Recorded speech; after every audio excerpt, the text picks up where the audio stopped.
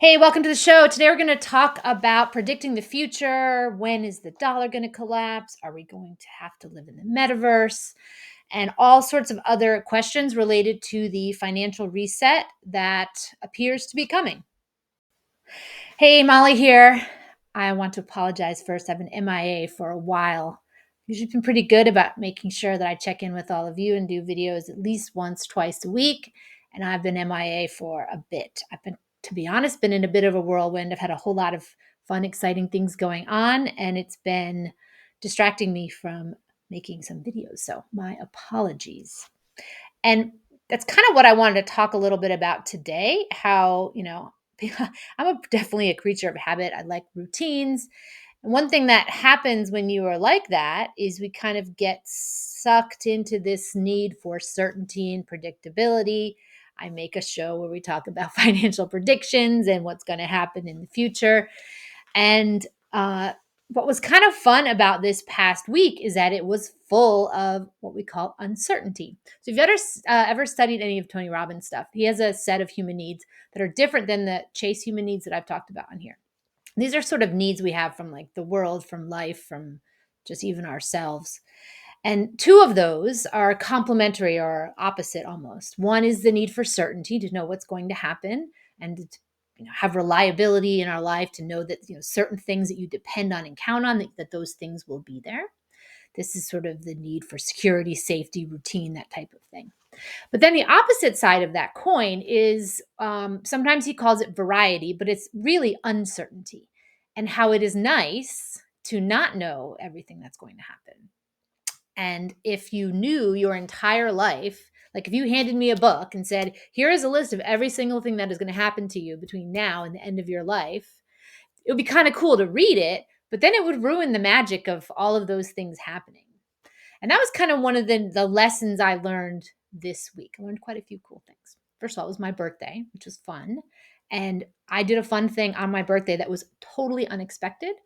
It was on Wednesday. As of Monday, I had no idea that any of these things were going to happen. And it wasn't because there was like some secret surprise planned. It was just all of these things just kind of unfolded. And by the time Wednesday got here, I was down in Atlanta, like an hour and a half from my house, with a whole bunch of people I'd never actually met in person, many of whom I've talked to often on Zoom and on the phone, having this birthday party that was like totally unplanned. And it was really fun.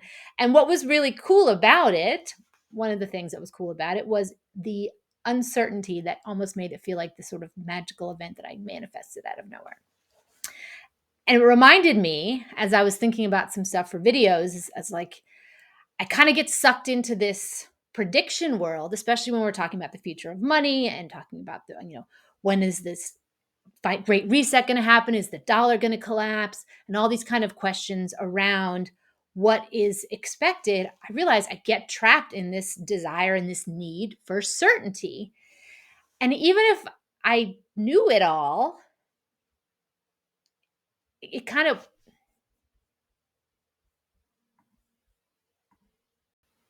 and as I get wrapped up in trying to make all of these predictions, I'm reminded sometimes that it's maybe a good thing that we don't know everything. Not because bad things are going to happen, but because one of the exciting things about life is the uncertainty. And when things happen that are not planned and they're wonderful surprises, and it's very fun and novel. In marketing, we call this sometimes novelty, that you want to have surprises in life that are not always expected. Now there's a difference though, because now with some of these things though, it's a good idea to know what's coming because you can hedge and prepare and look at some ways to maybe see an opportunity that you might not have noticed otherwise. So, for example, one of the things I've talked about a lot, and I spend a good amount of time talking about with other people in my world, is this idea that gold will probably be revalued as a way to kind of write off the debt of the world and revalue currencies in a way to introduce new CBDCs. So because of that, like I know that gold might be something that it would be a good idea to have some of, where people that I talk to that have no idea about any of this stuff, they're like, gold? Who uses gold? Like from like the last century when we were on the gold standard. So I think there's a difference between having some information to help you prepare and having this obsessive need to know what's going to happen. And I get caught up in this obsessive need to know what's going to happen and to want to plan it all out and have it be predictable.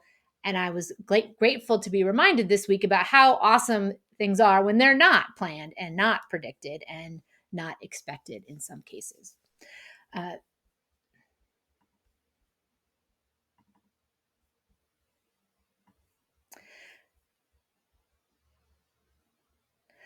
One thing that I am certain about is that we are living in a very exciting time in history. And if you look at some of the data points around global debt and just the way governments, especially the US government, just spends like it has zero concern in the world about ever repaying the debt, that does sort of lead me to believe that there is no intention of repaying the debt. And a lot of people know that. And that's why they just don't care. And it looks like it's reckless from our perspective because if you had to pay the money back, you would assume there has to be some kind of plan and you can't just over borrow if you have no capacity to ever, give that money back. But if you really had no intentions of ever giving it back, then why would you care? You just spend it all. And I would bet that a lot of the people who are recipients of this out of control government spending are using that money to buy assets that are not going to lose in value the same way.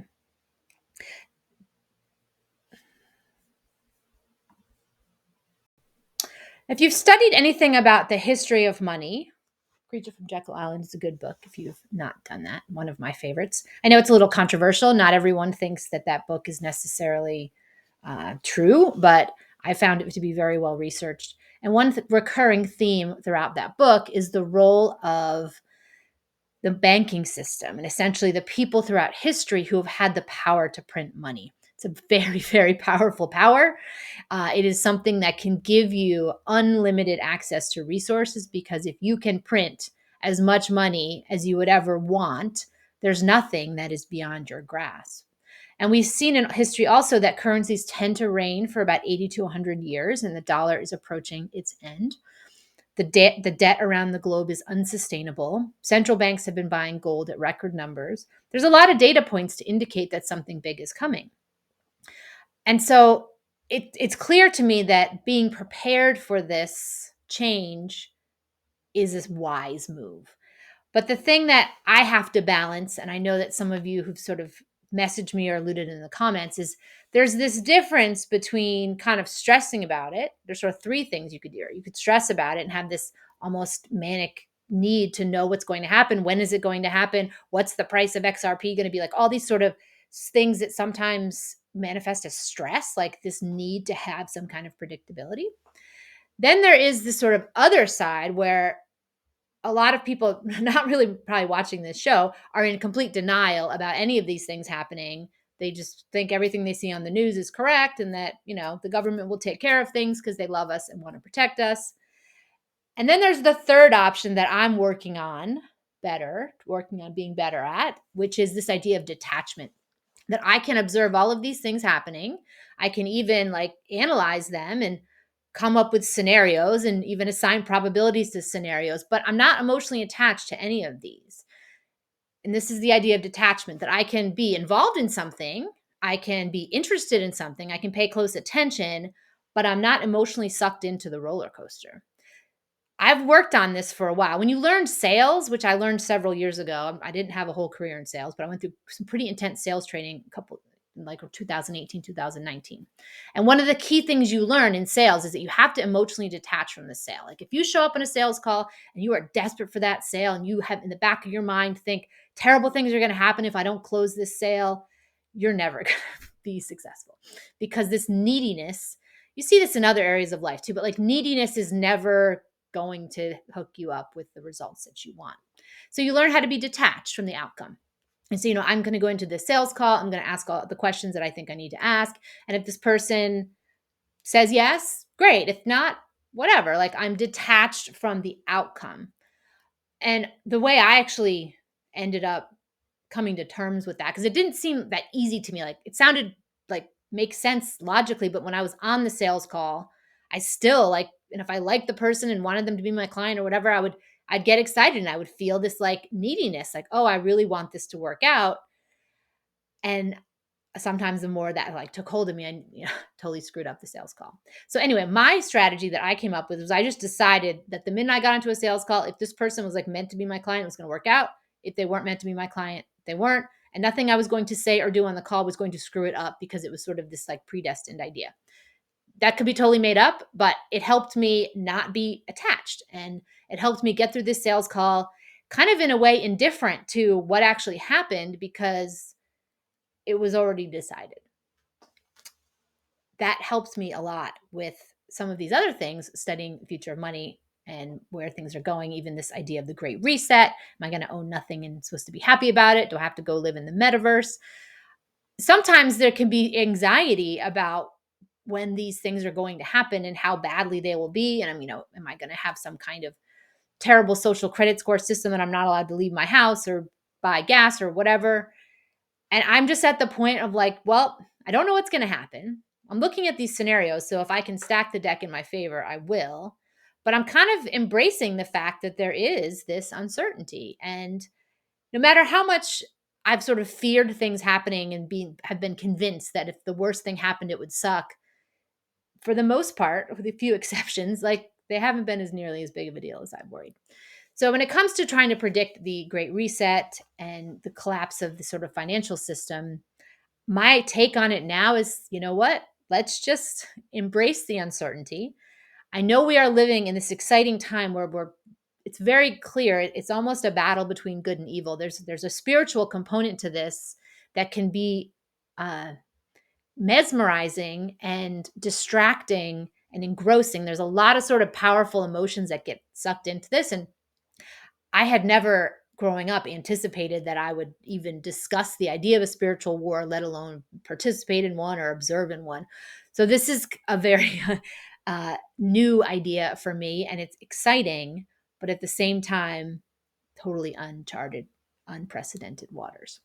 And when it comes to trying to do these predictions about things, I now approach them with this idea of it being almost like a game where I'm trying to calculate the odds of a certain outcome so that I can make my move to sort of win the aspect of the game.